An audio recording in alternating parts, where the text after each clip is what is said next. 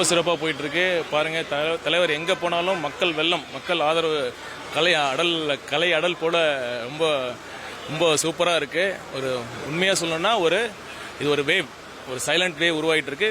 Election கிட்ட வரப்போ பாருங்கள், அந்த வேவ் ஆப்வியஸாக தெரியும்.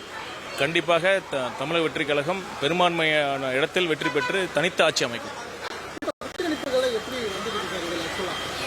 கருத்து கணிப்புகள் உண்மையான கருத்து கணிப்பு ரொம்ப ஒரு சிலர் தான் பண்ணுறாங்க. கருத்து திணிப்பு தான் அதிகமாக இருக்குது. எங்களோட கருத்து கணிப்புலாம் ரொம்ப ஃபேவரபுளாக இருக்குது. வண்டியில் போகும்போது டூ வீலரில் நிறைய பேர் பேசிங் பண்ணுறாங்க. இதில் நிறைய விபத்துகள் ஏற்படுது.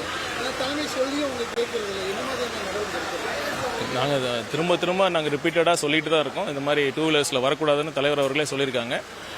அதீத அன்புனால வராங்க.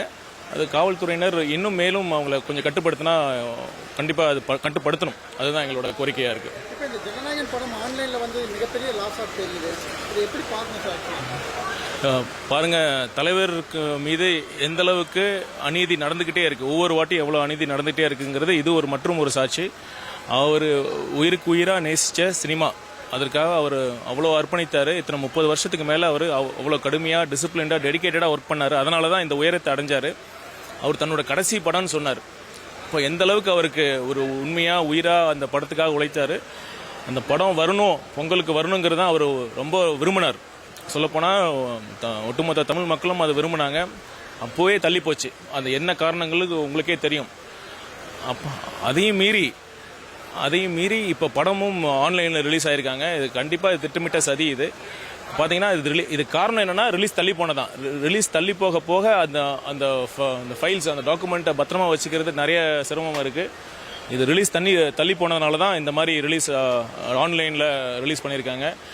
ஆனால் ஒன்று, நீங்கள் எந்தெந்த விதத்தெல்லாம் நீங்கள் தலைவர் மீது தாக்குதல் கொடுத்து நீங்கள் முடக்க நினைச்சாலும், இல்லை அவர் மீது பழி போட நினைச்சாலும், இல்லை அவர் மேலே நீங்கள் ஒரு சதி பின்ன நினைத்தாலும் அது தலைவருக்கு சாதகமாக தான் முடியும். மக்கள் எல்லாத்தையும் பார்த்துக்கிட்டு தான் இருக்காங்க. மக்கள் தெளிவாக தான் இருக்காங்க. மக்கள் ஆதரவு இதனால் இன்னும் அதிகமாக தான் ஆக போகுது. மிகப்பெரிய ஆதரவு இருக்குங்க.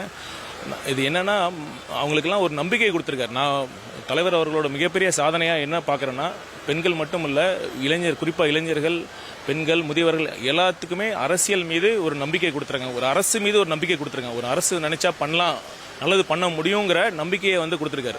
இதுக்கு முன்னாடி அரசுங்கள்லாம் எந்த ஆட்சி ஏன் வந்ததுன்னா, இப்போ ஸ்டாலின் ஜெயிச்சாருன்னா ஸ்டாலினுக்காக வந்த ஓட்டு இல்லை, அந்த பழைய ஆட்சி வேணாங்கிறதுனால அவங்க வந்த ஓட்டு. முறையாக ஒரு அரசு வேணும், ஒரு ஆட்சி வேணும், ஒரு தலைவர் வரணுங்கிற எலெக்ஷன் இதாக இருக்க போகுது.